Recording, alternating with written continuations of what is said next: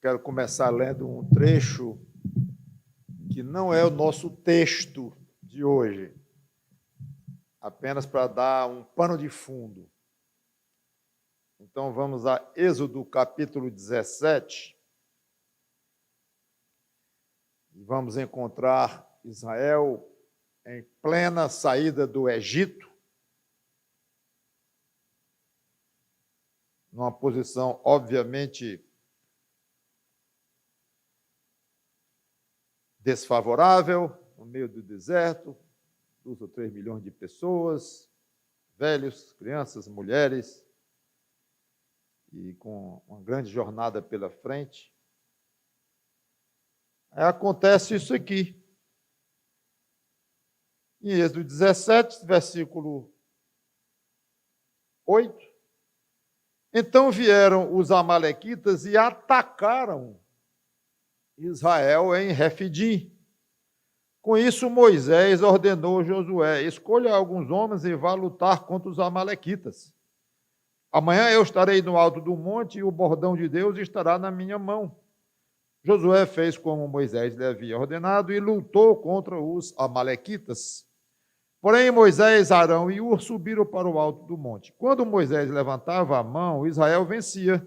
Quando, porém, ele abaixava a mão, os amalequitas venciam. Quando as mãos de Moisés ficaram pesadas, pegaram uma pedra e a puseram por baixo dele para que Moisés se sentasse. Arão e Hur sustentavam as mãos de Moisés, um de um lado e outro do outro lado.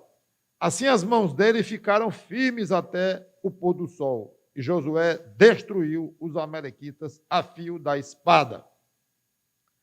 Então o Senhor disse a Moisés: escreva isto para memória num livro e repita-o a Josué, que seria o sucessor de Moisés, não é?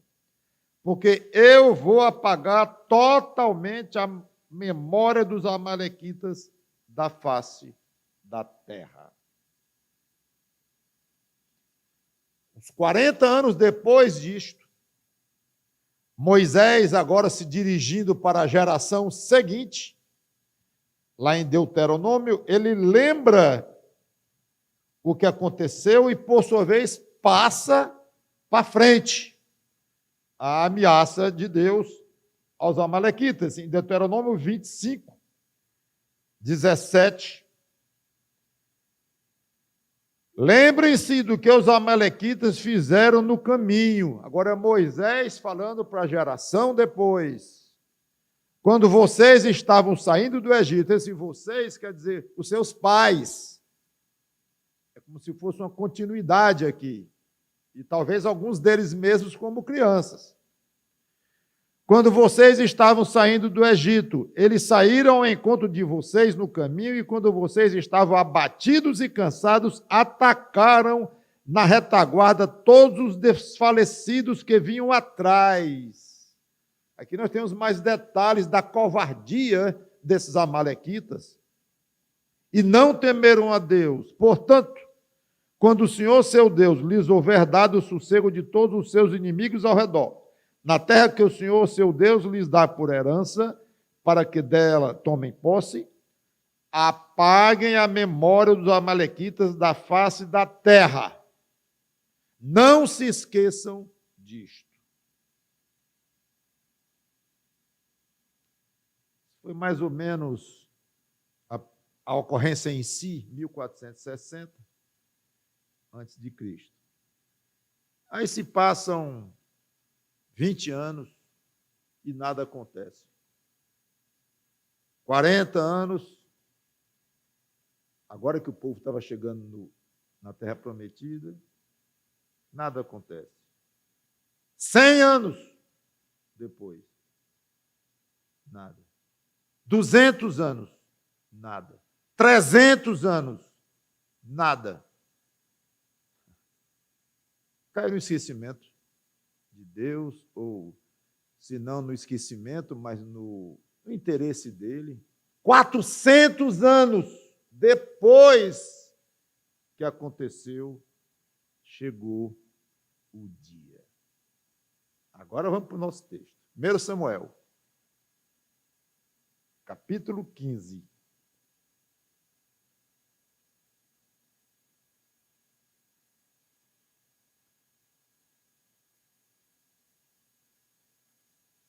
Chegou o dia. Diz assim, então, 1 Samuel 15, versículos 1 e 2. Samuel disse a Saul: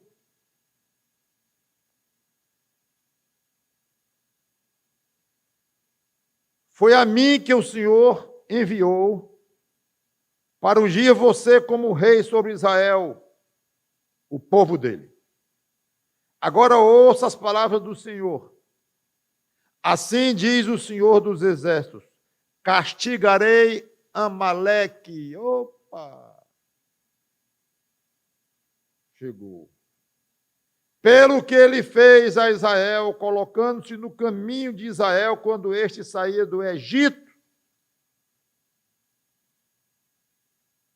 Vamos orar.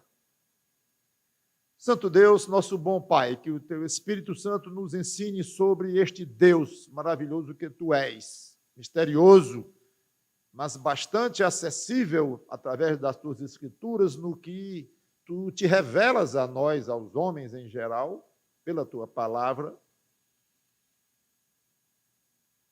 com muito material que Tu mesmo abres a nós sobre a Tua pessoa, um Deus que existe e se manifesta em três pessoas, um Deus altamente complexo, mas que revela atributos, pensamentos, preceitos, padrões, para que homem algum tenha desculpa para dizer que não tinha a menor ideia de que existia um Deus, e muito menos como era este Deus em termos de moral, em termos de pensamentos, de linhas de pensamento, pelo menos, em termos de caráter. Não. Então, muito obrigado, porque temos muitas revelações tuas aqui. E neste texto especial, que nós escolhemos para falar hoje, temos muitas lições para aprendermos de ti. De ti e sobre o nosso comportamento diante do Deus que tu és. Que Jesus Cristo seja honrado, glorificado entre nós nesta pregação. É em nome dele que te pedimos e agradecemos de antemão. Amém. Então, os julgamentos de Deus, eles podem parecer demorados. O apóstolo Pedro diz isso lá no Novo Testamento. Para os que creem em Deus, os que não creem nem que Deus existe, claro, se Deus não existe, muito menos julgamentos desse Deus. Mas para os que creem que Deus existe, muitos acham que esses julgamentos são demorados, ou meio lendários, ou metafóricos. E alguns que são crentes em Jesus Cristo mesmo. Parece que a vida aqui no dia a dia rouba um bocado esta noção da certeza dos julgamentos de Deus. Para si só o crente, para si mesmo o crente entende que esse julgamento já veio através do Senhor Jesus Cristo. Mas é preciso falar para aquele que não tem Cristo no coração, para ter cuidado com os julgamentos de Deus, parecem demorar. Eu fico imaginando um amalequita, o rei Agag, que era o rei deles na época, 3 dias antes de acontecer o que vamos ler aqui, alguém perguntou: rei, não tinha uma história aí antiga que os nossos antepassados contavam para ter cuidado com os israelitas, porque o Deus deles andou aí nos ameaçando? Não sei se aconteceu isso, se aconteceu, a reação muito provavelmente foi de descaso, ou de ironia, ou mesmo de deboche. Nem perigo isso aí, um negócio desse, 400 anos atrás. Os julgamentos de Deus chegam um a um. Nenhum vai deixar de ser cumprido. Hoje eu vou lendo e comentando. No 3, portanto, Deus mandando Samuel dizer para Saul. Samuel, profeta Saul, o primeiro rei de Israel. Vai e ataque os amalequitas, destruindo totalmente aquilo que eles tiverem. Não poupe ninguém. Mate homens e mulheres, meninos e crianças de peito, bois e ovelhas, camelos e jumentos. Admito ser chocante o que nós temos aqui, mas eu não vou me deter explicando os motivos de Deus, que obviamente ele os tem, mesmo que não entendêssemos, e alguns não entendemos mesmo, mas alguns nós entendemos, sim, pela lógica das Escrituras, como nós lemos. E entre os muitos motivos de Deus que nós podemos comentar para algo tão forte, basta um: provar o que ele disse a Abraão quando chamou Abraão para dele, Abraão, fazer um povo. Lá em Gênesis capítulo 2, versículo 3, quando Deus disse assim: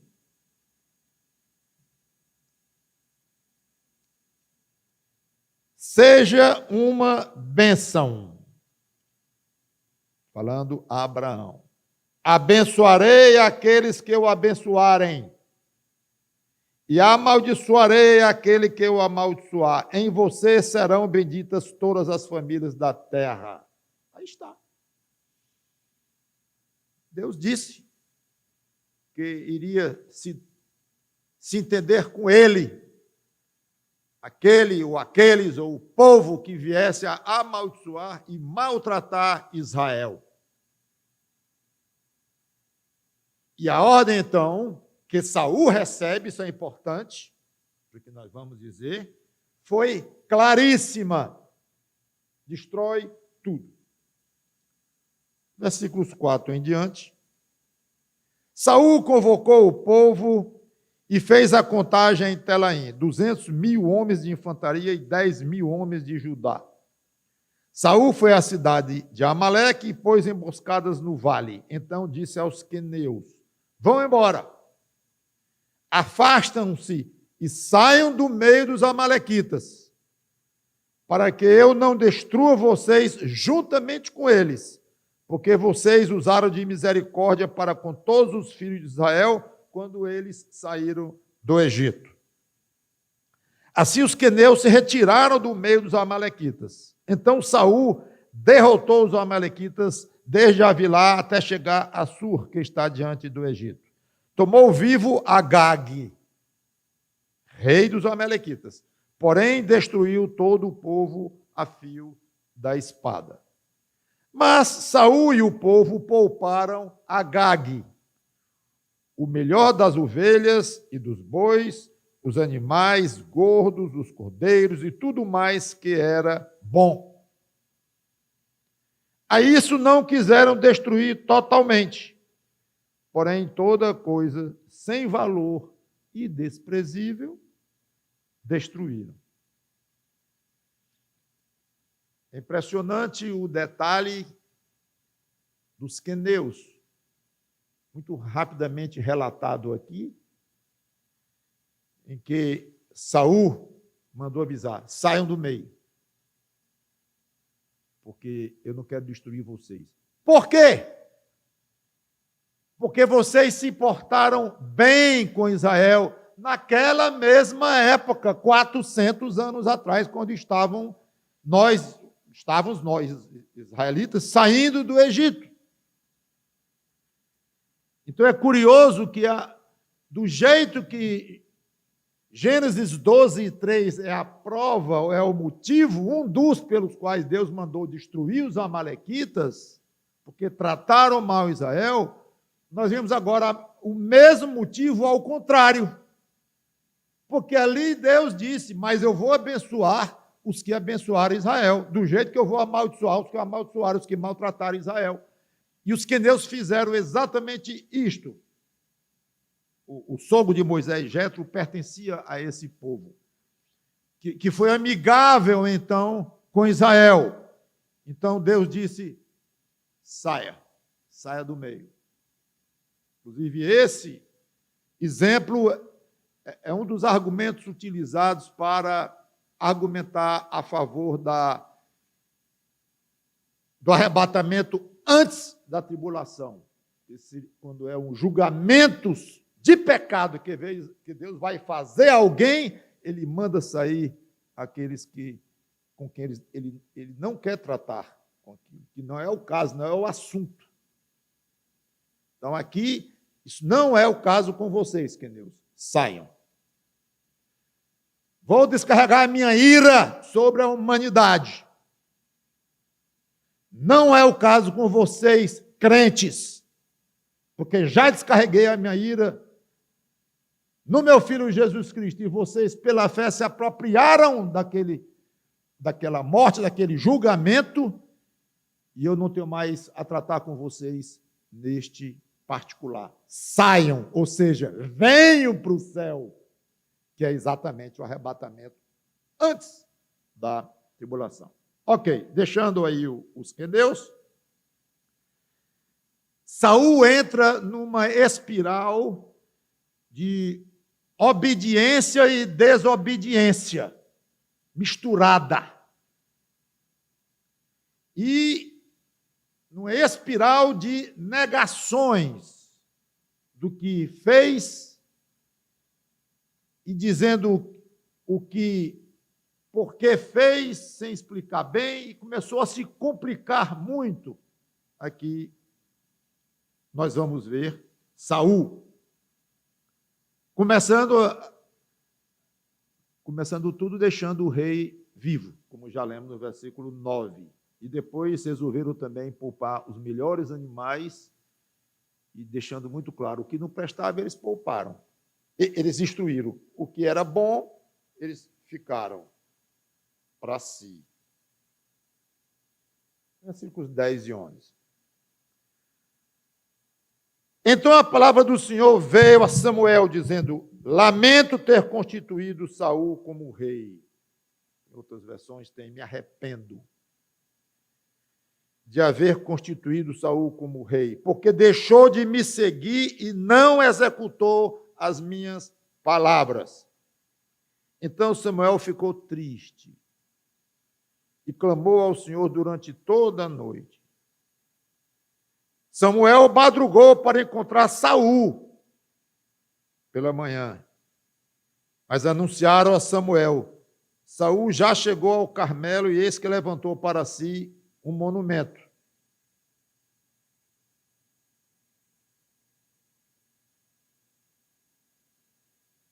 Vou ficar aqui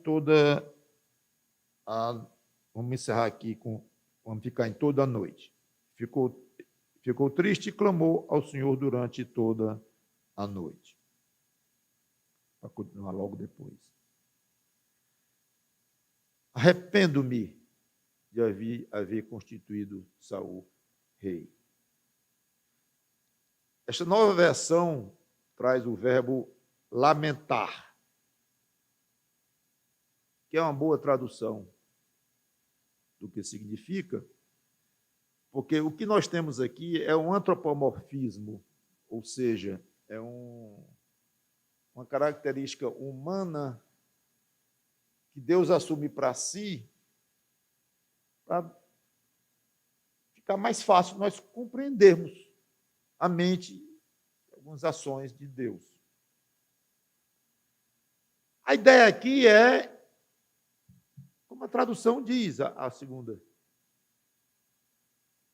lamentando, triste, decepcionado pela atitude de Saul, que não correspondeu à honra concedida por Deus de lhe escolher como rei, primeiro rei sobre Israel. Dois motivos do lamento, ou do arrependimento no sentido explicado, de Deus, ambos tendo a ver com a reação dele, Deus, à atitude de Saul. Primeiro, apostasia. Deixar de seguir ao Senhor. Apostasia é isso, é se desviar, sair do caminho, tomar outro rumo, conforme está aqui. Lamento haver constituído, porque, primeiro, deixou de me seguir, se afastou de mim, sabia o que era me seguir, soube como era me seguir, andou pelos meus caminhos um tempo e se afastou.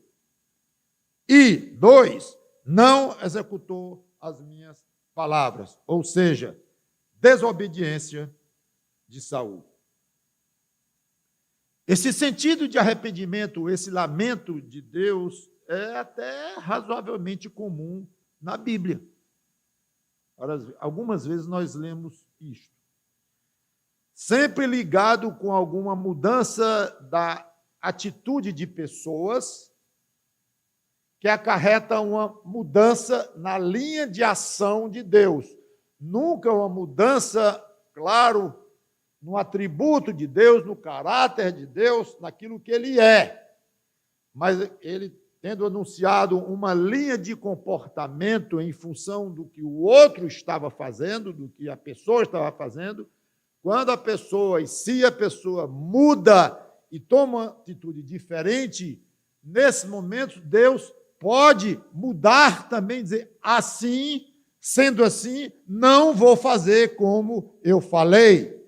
Então, isso é tratado como esse tipo de lamento, de arrependimento, ou de uma mudança de pensamento da parte de Deus, em que a palavra arrependimento é mais geral, cabe. O sentido de lamento é mais particularizado para o que ocorreu aqui com Saul, de entristecimento.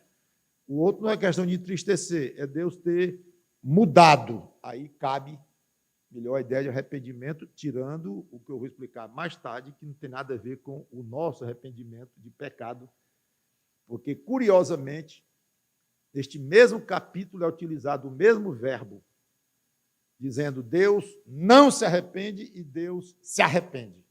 Muito curioso. Mesmo versículo da Bíblia, dois verbos dizendo o contrário sobre Deus. Um dizendo que ele faz, o fez, outro diz que ele não faz. E, obviamente, tudo se explica com o sentido da palavra. No versículo 29, já no finzinho, nós vamos chegar lá. Mas fica claro, então, aqui que esse é uma mudança de rumo da parte de Deus, porque Saul mudou de rumo e se afastou. Então, Deus mudou de rumo. E, no caso aqui desta mudança de rumo de Deus, foi dentro de uma tristeza, de um lamento da parte de Deus, usando esses termos com o sentido mesmo, como eu falei, limitado, como se fosse homem, para nós entendermos. Homem ele não é. Muito bem, versículos 12 a 15. Samuel madrugou para encontrar Saul pela manhã, mas anunciaram a Samuel. Saul já chegou ao Carmelo, e eis que levantou para si um monumento. Depois, dando volta, passou e desceu a Gilgal. Samuel encontrou Saul, e este lhe disse: que você seja bendito do Senhor. Executei as palavras do Senhor. Mas Samuel perguntou: então, que balido de ovelhas é este nos meus ouvidos? E o mugido de bois que estou escutando? Saul respondeu: trouxeram isso dos amalequitas, porque o povo guardou o melhor das ovelhas e dos bois para os sacrifícios ao Senhor, o seu Deus. O resto nós destruímos totalmente. É tragicômico. Aqui, como Saul começa a se complicar diante de Samuel, e obviamente do próprio Deus. Quando Samuel vai chegando, Saul logo diz: executei as palavras do Senhor. pelo texto aqui, a rigor, Samuel não tinha perguntado nada ainda, não tinha entrado nem no assunto. Você vê que quando alguém está com a consciência doendo, vai logo dizendo, não foi eu não.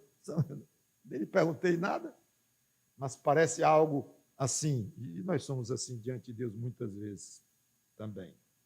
Queremos passar uma situação que não corresponde ao que está em nós. A gente sabe disso. Não adianta. Então, Samuel pressente problemas, já vai vendo aqui a desculpa de Saul, porque disse, você matou tudo, mas eu estou ouvindo aqui uns balidos de ovelhas, um mugido de boi, a não ser que sejam outras ovelhas, outros bois. Explica aí, rei Saul. Aí ele diz, ele confirma que era dos amalequitas, aqui ele se entrega, claro, não tem jeito, e diz que eles os trouxeram, ou seja, os guerreiros, os soldados, os israelitas que estavam na luta. Então ele joga a culpa no povo. E dizendo, para sacrificar o Senhor, não era, podia ser um pedaço, podia ser um pedacinho, que o texto diz. Eles ficaram com muita coisa, porque não tiraram um pouquinho para sacrificar o Senhor, que já seria desobediência, porque Deus mandou matar tudo. Mas que fosse um pouquinho ali para sacrificar mesmo, e só isso. Mas não, o texto disse que o que era desprezível eles deixaram, mas o que era bom eles trouxeram muita coisa. Então é evidente que não era o propósito principal. Esse sacrifício aqui aludido, mesmo que fosse verdade que eles iriam sacrificar, ou já tivessem até sacrificado, mas não anulava o fato de que o propósito principal era trazer para eles, como se o sacrifício fossem fachada diante de Deus, tentando iludir a Deus com agrados, como pode. E ele diz, mas o resto, eles destruíram totalmente. Não, ele muda a pessoa. Nós destruímos totalmente. Então, quando ficou a favor da obediência, que era a destruição, ele se incluiu. Quando era desobediência, não destruir ou poupar, ele coloca só o povo. Então, é evidente aqui a jogada, no mau sentido, do rei, diante do profeta de Deus. 16 em diante. Então Samuel disse a Saul, espera, vou declarar a você o que o Senhor me disse esta noite. Saul respondeu, fale. Samuel continuou, não é verdade que, mesmo sendo pequeno aos seus próprios olhos, você foi colocado por cabeça das tribos de Israel? O Senhor o ungiu como rei sobre Israel.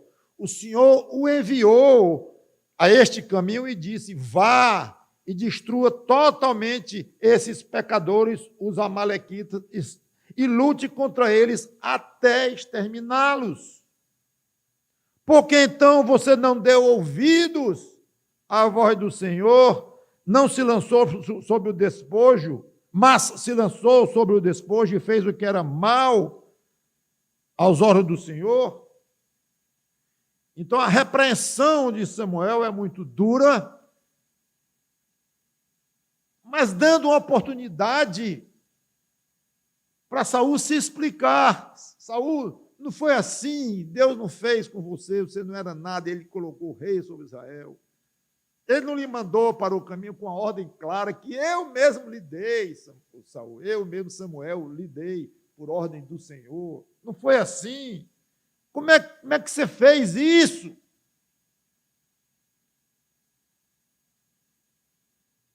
Então, Saul disse a Samuel, versículo 20, pelo contrário, dei ouvidos à voz do Senhor.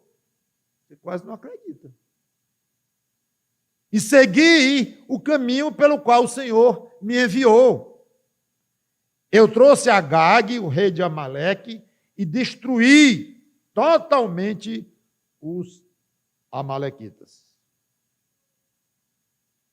Mas o povo pegou do despojo ovelhas e bois, o melhor do que estava destinado à destruição, para oferecer ao Senhor, o seu Deus, em Gilgal. Note uma pequena diferença em que Saul já admite que ele matou Agag. Ele poupou Agag, não matou, ele já admite. Começando a ceder, mas ainda extremamente duro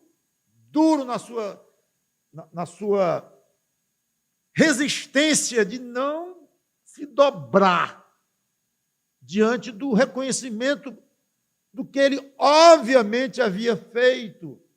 E ele praticamente repete a mesma argumentação, embora já admitindo que poupara Agag. Mas quanto aos animais, continua insistindo em culpar o povo. Eles trouxeram, não abre mão, pelo contrário, não aceita. E é impressionante até onde o pecador vai para justificar seus próprios pecados, para querer explicar a si mesmo os seus próprios pecados. E às vezes os crentes cometem pecados, dizendo de outra forma, os crentes ainda pecam, certamente, infelizmente, mas para aumentar isso, infelizmente, muitas vezes com pecados parecidos com os anteriores e vícios de comportamento que já poderiam ter sido abandonados, tirar de dentro de si a carne, as paixões carnais, é impossível para nós. Nós sabemos disto. Quem disser que não peca é mentiroso. O Espírito Santo nos santifica, mas deixa um resto em nós de propósito, obviamente. Não dá para você se auto-livrar, livrar totalmente você próprio com o seu poder da sua carne. E nem o Espírito Santo vai fazer isso, como sabemos. Mas tem atitudes nossas, vícios, como disse, de comportamento que não se explica mais nós fazermos. Não explica mais. São elementares demais, de não justificáveis, de estranhos à atitude que Deus quer de nós. Muitas vezes, você, eu, acho que a gente não escapa de proceder por caminhos que, às vezes, nós mesmos paramos e dissemos, eu fiz assim? Como pode? Eu menti ontem. Menti. Se fosse menos lutando contra, lá dentro do meu coração, os sentimentos mais profundos ali, eu lutando e chorando diante de Deus e tal. Mas menti. Depende da minha língua, da minha boca.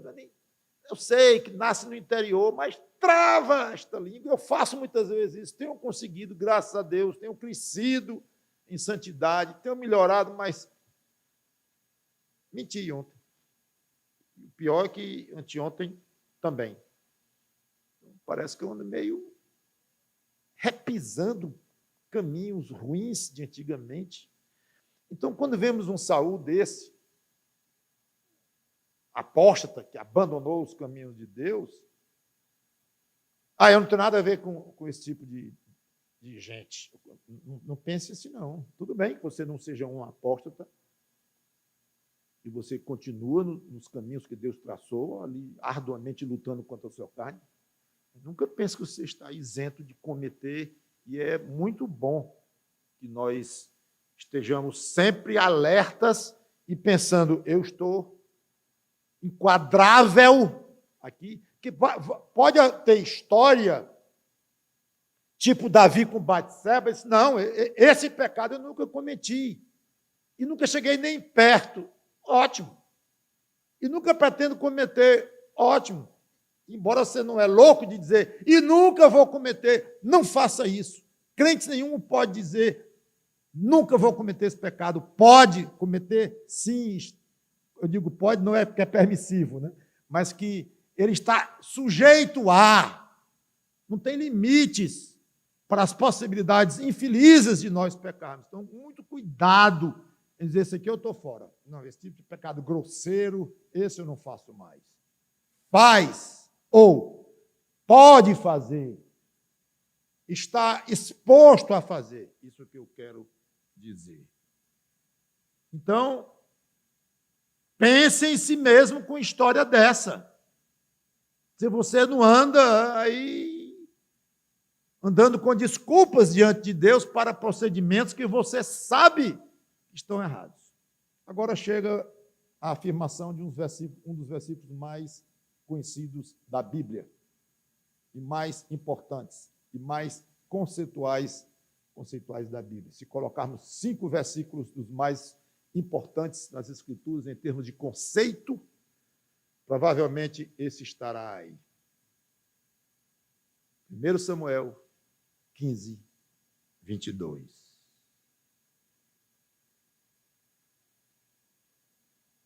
Porém, Samuel disse, será que o Senhor tem mais prazer em holocaustos e sacrifícios do que no obedecer à sua palavra? Eis que obedecer é melhor do que o sacrificar, e o ouvir é melhor do que a gordura de carneiro. Samuel, então, chega ao âmago do problema de Saul e de todo aquele que envereda pelo caminho da desobediência.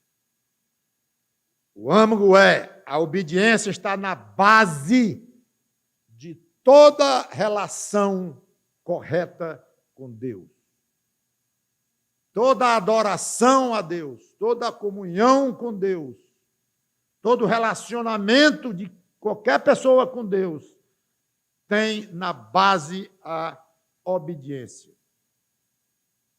Pensando lá em Saul, em primeiro lugar, depois poderemos pensar um pouco na nossa situação hoje, mas em Saul, no caso de rituais geralmente são rodeados de pompa e muitos passos a serem cumpridos, e isto impressiona, com roupas apropriadas. Os sacrifícios requeriam muita dramaticidade para se ver, se olhar. Tudo muito visível e tudo muito suscetível de causar impressão. Aparentemente, então, tudo isso torna fácil, dá a impressão de fidelidade a Deus.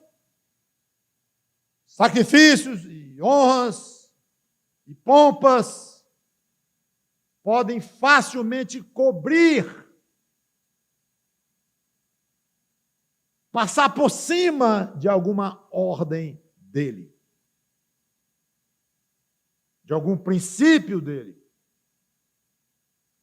Olhando para cá, que nós não temos mais, para hoje, sacrifícios a fazermos, mesmo em questões de pompa e tudo, tem até irmãos, crentes, igrejas, que gostam até bem mais de, vamos chamar de pompa, não sei se essa palavra é ofensiva, não quero usar nesse sentido, de jeito nenhum, mas de alguns rituais e tal, mais do que os batistas, geralmente são, os batistas não gostam bem disto, apesar de que não deixamos de celebrar a ceia, o batismo, que são cerimoniais, ordenados por Deus, sim, são externos, são para serem vistos também. Então, quando eu digo práticas e costumes de hoje, alguns com mais ou com menos pompa, ou rituais externos, ou coisa assim. Seja como for, Cuidado com práticas altamente saudáveis, recomendadas pelas Escrituras, mas que podem causar a ilusão de serem substitutos à obediência total ou mais abrangente de Deus. Cultos, reuniões, programações, certamente não são cheios de pompa, mas são visíveis, são externos, alguém tem que chegar fisicamente aqui, são valorizados. Os diáconos de uma boa igreja certamente ajudam o pastor a acompanhar aqueles que não estão chegando. Os estatutos, muitos deles de igrejas, tratam da questão da falta de envolvimento, da chegada aos cultos. As reuniões são sempre muito observadas pelos responsáveis, dos jovens, dos casais, das mulheres, do grupo que for. As programações são valorizadas. Ótimo. Cuidado com elas. Se elas tiverem a tendência de assumirem uma forma de obediência para encobrir outra. Cuidado nesse sentido. Né? Tenha cuidado de vir aos cultos. Né? Tenha cuidado de vir aos cultos, sim. Se isso está servindo como uma capa para você desobedecer a Deus em outras áreas, sim, cuidado em vir ao culto. Pare de vir. Praticamente é o que Samuel disse para Saul: para de sacrificar. Para esconder desobediência? Não, Saul. Deus não está interessado, não. Posição na igreja, cargos na igreja, são bons para esconder comportamentos e atitudes não boas. Dízimo, perigosíssimo, para aliviar a consciência de alguém no uso do seu dinheiro. Estou dando dízimo. Aqui está certo, aqui está ok. Dá aquela tranquilidade. Então, nessa área financeira aqui, pode ticar. Isso aqui eu estou bem. Esmolas, caridade, serviços a pessoas, dentro e fora da igreja. Leitura bíblica, que você pode fazer sozinho em casa. Cuidado com ela. Se ela está justificando para você que anda, sim, em contato com a palavra de Deus, aberto à palavra de Deus, como a Bíblia manda, porque você está lendo uma vez por ano, aliás, 2 vezes por ano, a Bíblia toda de acordo com uma sequência pré-programada, e você tem sido fiel com aquela sequência lá, que tem até impressa no fim da sua Bíblia, pronto. Então, essa parte fundamental da vida cristã, que é abrir o coração, se deixar expor, se deixar ensinar pela palavra de Deus, é isso. É isso aí. Isso cai como uma luva para o exemplo lá de Samuel a Saul. Orações. Não, pastor, oração, aí paciência. Oração não está incluído nessa aplicação, porque oração é uma coisa interna, pessoal. Isso quer dizer oração alta, né? Não, claro que pode ser também, mas eu estou falando também de oração silenciosa. Oração silenciosa, sim. Uma oração que não está sendo acompanhada de contrição diante de Deus, que não está sendo tratado lá no íntimo do crente como o que de fato é, uma conversa com Deus, uma abertura a Deus, e muito eu poderia falar sobre isso. Então, é óbvio, como eu disse, todas essas coisas são práticas excelentes e costumes maravilhosos, mas nunca a parte da obediência a Deus, não pode ser a parte, ou da obediência mais profunda a Deus. Mas, pastor, eu estou um pouco confuso. Tudo isso aqui, ir para os cultos, servir as pessoas, orar, ler a Bíblia, tudo isso já não é uma demonstração de obediência a Deus. Como é que o senhor vem citar essas coisas como um alerta contra a desobediência a Deus? Eu não estou entendendo. Essas coisas já não são demonstrações claras, óbvias de obediência? Ler a Bíblia constantemente? A resposta é sim e não. Sim e não. O profeta Samuel, sacrificar o Senhor é uma demonstração de obediência a Ele, Deus? Pergunta interessante. Quer repetir? Sacrificar o Senhor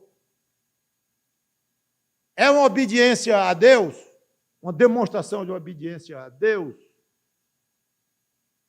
Samuel responderia, penso eu, sim e não. Ou depende e dá no mesmo. Saul estava sacrificando, ou disse que ia sacrificar, e eu já disse assim, vamos assumir que ele ia mesmo sacrificar, e não foi aprovado. Então, aquele sacrifício foi demonstração de obediência a Deus? Não. Foi para esconder uma desobediência a Deus. Então, muito cuidado com esse tipo de pergunta muito simplória. E não é nem pergunta. Isso pode ser, sabe o quê? O resumo de uma atitude de vida de um crente. E por aí, pela beirada. Eu estou lendo a Bíblia, eu estou indo aos cultos, eu estou dando dízimo, eu estou assim, então eu estou bem. Eu sou um crente obediente a Deus. Não sou? Não sei. Pode ser e pode não ser. Versículo 23. Ele continua, então, a frase que começou no 22, porque ele é tão importante o 22 que eu parei nele, mas Samuel continua aqui. Por quê? A rebelião é como o pecado da feitiçaria, e a obstinação é como a idolatria e o culto a ídolos do lar. Por você ter rejeitado a palavra do Senhor, também ele o rejeitou como rei. Saul compara os dois pecados de Saul, a rebelião e a obstinação. Rebelião, no caso, desobediência a Deus, e a obstinação é insistir em fazer o que Deus mandara, insistir em dizer que não fez errado. Chama isso aqui de obstinação, essa mistura de erros. Então ele compara essas duas coisas aqui de Saul com pecados terríveis, pecados que eram para ser tratados com morte, feitiçaria e idolatria. Eu não vou ler no Velho Testamento, não vou ler na lei de Moisés, está lá. Feitiçaria, idolatria, pecados tratados com pena de morte. E aqui ele diz, a desobediência é a mesma coisa. Ô Saul. Sentença sobre Saul. Rejeição. Você está rejeitado como Deus. É bom entender que, às vezes, o tempo de Deus pode ser diferente do que a gente imagina. A gente pensa aqui que era imediatamente, naquele momento exato, Saul estava destituído como rei. Não. Deus não destronou naquele momento, mas tirou o espírito dele, Deus, de sobre Saul. É triste, é melancólico, é patético, dá pena. Você vê a degradação de Saul daqui para frente. Saul passou a ficar perturbado, talvez até meio louco, esquisito, estranho. Coitado. E Deus só cumpriu essa promessa aqui, realmente tirá-la do reino, 20 anos depois. Assim é o tempo de Deus. Até parece com o início da pregação, quando eu falei que quando Deus demorava muito, a pessoa tem a tendência de achar que Deus esqueceu. Sei lá, se Saul já com 12 anos, 13 anos, 14 anos, 15 anos, eu acho que Deus se esqueceu disso aí. Então. Mas é improvável. Ele sofreu muito e via Davi sendo apoiado por Saul. Talvez Saul não chegou a pensar assim, não. Talvez pensasse assim. Eu pensei que ia ser mais rápido. Eu não sei o que Saul pensou. Eu sei o seguinte, foi 20 anos até Deus dizer, bah, você está rejeitado. Até ele cumprir. Como é que ele cumpriu? Com a morte de Saul. Enquanto Saul viveu, era rei. Aí depois foi destruído, inclusive, o aspecto da descendência dele. Finalmente, chega no 24. Então disse Samuel, pequei. Oh, finalmente, Saul, finalmente, meu amigo, que resiste a aceitar Cristo como Salvador por falta de uma humildade de chegar e dizer, pequei. Não é que eu pequei ontem quando fiz aquilo ou aquilo outro. Não, eu tenho pecado constantemente, eu sou um pecador, reconheço, eu paro de lutar, de argumentar, de ser obstinado em me defender. Pequei. Oh, que coisa demorada, sofrida, e que poderia ser tão simples. Pequei, pois transgredi o mandamento do Senhor. Finalmente. E as palavras que você falou. E agora vai tudo. Agora ele abre mesmo o coração. Porque eu temi o povo. E dei ouvido à voz dele.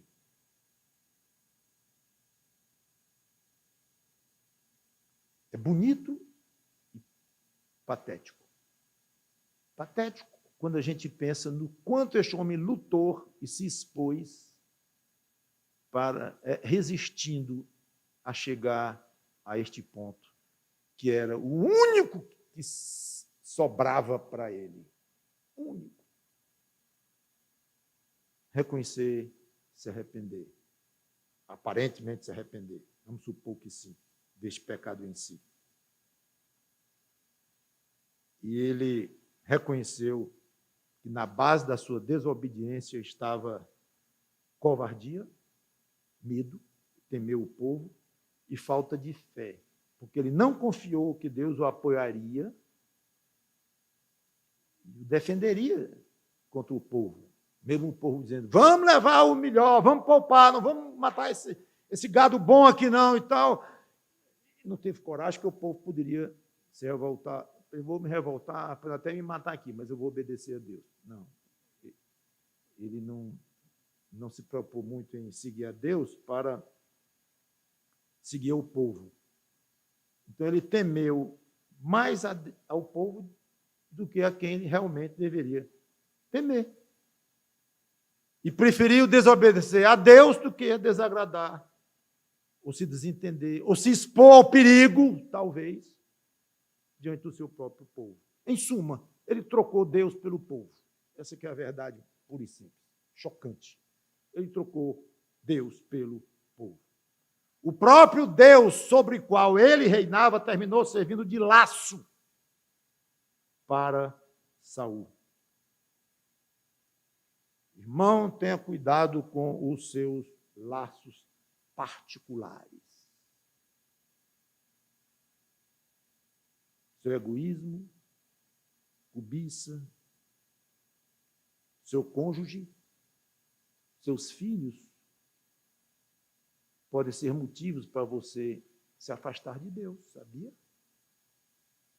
Sua profissão, seu amor ao dinheiro. Tudo isso são laços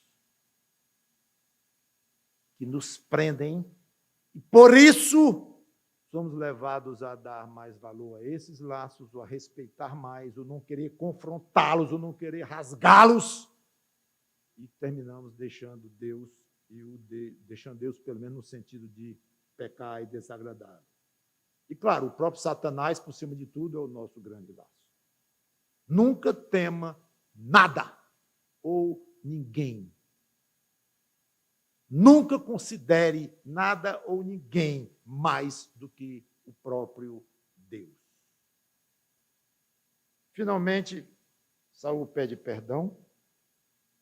Mas agora peço que você perdoe o meu pecado e volte comigo para que eu adore o Senhor. Porém, Samuel disse a Saul: não voltarei com você. Por você ter rejeitado a palavra do Senhor, ele também o rejeitou como rei sobre Israel. Quando Samuel se virou para ir embora, Saul segurou pela borda do manto e este se rasgou. Então Samuel lhe disse: hoje o Senhor rasgou das suas mãos o reino de Israel e o deu a alguém que é melhor do que você, obviamente Davi. Também a glória de Israel não mente nem muda de ideia, porque não é homem para que mude de ideia. Aqui está o versículo em que, na versão atualizada, a palavra é a mesma, arrependimento. Deus não é homem para que ele se arrependa. E lá, no versículo que já lemos, dizia que ele se arrependeu de ter constituído Saul rei. Já expliquei. Então, aqui, mesmo considerando a palavra arrependimento, que no hebraico é a mesma de lá, e eu fico sempre assim quando pego uma palavra no original e dão traduções diferentes. Mas os sentidos dessas palavras, às vezes, são diferentes mesmo. Então, é difícil para um tradutor, sem dúvida. Então, aqui, o que diz é que ele não mente, óbvio, não muda de ideia, porque não é homem para que mude de ideia. Só que ele muda de ideia, sim, no comportamento de fazer alguma coisa. Vou destruir Nínive. E não destruiu, então ele mudou de ideia. Mas então o pastor Mauro está frontalmente contradizendo a Bíblia. Não, tem que explicar. Deus não muda de ideia dentro dos seus propósitos eternos, dentro dos seus planos santos, dentro do que ele tem traçado. Mas quando ele trata aqui com a sua criação, com pessoas, e que ele disse, a continuar assim, eu vou fazer assado, e a pessoa muda aqui, Deus muda. Então, neste aspecto, ele muda. Então, pode dar a entender que ele muda. Ele não é um Deus imutável. É só ter a mente aberta para entender que as coisas têm sentido. Ele nunca muda nada do caráter dele, é imutável. Sim. Nunca se arrepende no sentido de dizer, eu fiz uma coisa errada, foi mal feito, foi uma falha no meu plano. Eu estou mudando de ideia, porque o meu plano estava falho. Eu disse que ia destruir Nínive, mas depois eu vi que isso ia ser uma brutalidade, isso é uma malvadeza, eu estava errado. Não, de hipótese alguma. Ia ser um erro que eu cometer, ia ser ingenuidade minha, ia ser... Pode inventar uma lista de falhas, de erros que poderia ter nessa frase, mas que não tem o menor sentido para Deus, tem para nós, mas não para Deus. Então, ele não muda de ideia no sentido de que os projetos dele são santos e assim são. É isso aí. Então, acho que isso aí está devidamente explicado. Então, o manto rasgado serve como um símbolo para a rejeição e ele pede perdão. Samuel diz, me acompanhe, venha comigo. Aí disse, não, vou não. Samuel estava muito chateado aqui, mas depois ele reconsidera. Pronto, Samuel reconsiderou. Versículos 30 e 31. Então, Saul disse, pequei, pela segunda vez, né? Mas honra-me agora diante dos anciãos do meu povo e diante de Israel. Volte comigo para que eu adore o Senhor, seu Deus. Então Samuel seguiu Saul e este adorou o Senhor. Irmãos, se eu encerrasse aqui, eu já teria dito praticamente tudo o que eu gostaria sobre o que podemos aprender disso, mas eu quero uma aplicação específica para a época de hoje. Nessa angústia de pandemia, é normal que os crentes se sintam provados, sofridos, ansiosos, com medo, e corram em busca de Deus. Muito normal. Sensíveis, como estamos todos nós. Nesse processo, pode acontecer, ou a tendência é acontecer, um aumento na prática de leituras bíblicas, de orações, como já comentei, até ficando mais em casa, orações por si próprio e por pessoas necessitadas, ajudas a pessoas que enfrentam dificuldades de toda a ordem financeira, inclusive por causa de internamento prolongado e tudo mais, falta de emprego. Todas essas coisas, em princípio, agradam a Deus e certamente trazem a sensação de obediência e de fidelidade a Deus. Eu estou sendo fiel a Deus no meio de toda essa situação, porque eu até aumentei minha carga de oração. Aumentei minha carga de leitura bíblica. Aumentei minhas ofertas na igreja. Aumentei o que eu tenho geralmente doado para pessoas. E numa situação dessa, é óbvio que é muito gratificante para o coração do crente o sentimento de que está sendo agradável a Deus mais do que antes e que está buscando e tentando e conseguindo um tanto quanto ser fiel a Deus. Tudo muito bom. Mas, cuidado. Cada uma dessas práticas que eu comentei, apenas por exemplo, tem muitas outras, cada uma delas precisa ser acompanhada de obediência dentro do coração. Todas essas coisas precisam ser acompanhadas de preceitos, de atitudes mais internas, mais íntimas. Humildade, reconhecimento de pecados, de falhas, de más atitudes, más conversas, más palavras. Vontade de ser perdoado, não para ter a vida eterna. Estou falando de um crente, o crente já teve esse perdão quando creu no sacrifício de Cristo, mas aquele perdão tipo lavar os pés, que nós sabemos, em que no andar do dia, no tempo da areia, andar descalço sujava os pés. Por isso que Jesus lavou os pés deles e deu uma boa demonstração. Então, nós precisamos, no dia a dia, confessar os nossos pecados a Deus, para que a nossa relação, a nossa intimidade com Ele seja mantida, não é mais questão de salvação, mas vontade interna, forte de ser, então, perdoado por Deus. Uma luta interna, profunda, contra desejos errados. Ninguém tem a menor ideia quais são as lutas dentro do seu coração, com desejos, motivações erradas. Se existem e não estão sendo tratados, seria perfeitamente aplicável a frase de Samuel, agora dentro do contexto. Lutar contra desejos errados é muito mais importante do que ler a Bíblia, do que orar, olhando para o relógio.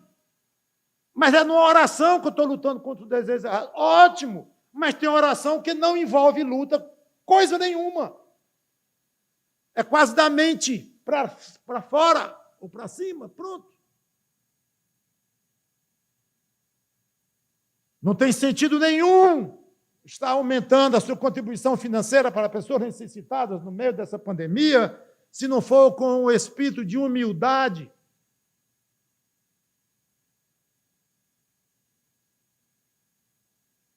Uma busca obsessiva por mais amor a Deus e amor aos outros. Senhor, esse gesto de dar uma oferta para alguém precisando de dinheiro nessa situação crítica, ela está acompanhada de amor ou está indo dinheiro puro? Samuel, vem cá, Samuel, diz para esse irmão, tem amor pelas pessoas, é mais importante do que dar dinheiro para essas mesmas pessoas. Vem, Paulo, lá em 1 Coríntios 13, nada dessas coisas, que é a mesma coisa que Paulo está dizendo em 1 Coríntios 13 do que Samuel está dizendo lá, em termos agora neotestamentários. E eu encerro lembrando isto. Cuidado com a noção de que está mais perto de Deus durante esta época de quarentena, de isolamento e tudo, e de sofrimento, e de medo, e de angústia. Então, você buscar estar mais perto de Deus é espetacular. Faça isto. Mas veja o que é de fato esta sua busca. Veja o que é que você está valorizando para poder dizer, de fato, eu estou buscando seriamente os caminhos de Deus, começando lá no meu íntimo, incluindo minhas orações, minhas leituras bíblicas, minhas conversas, meu evangelismo pessoal quando possível, minhas ofertas. Que Deus seja louvado com o total da nossa obediência. Vamos orar.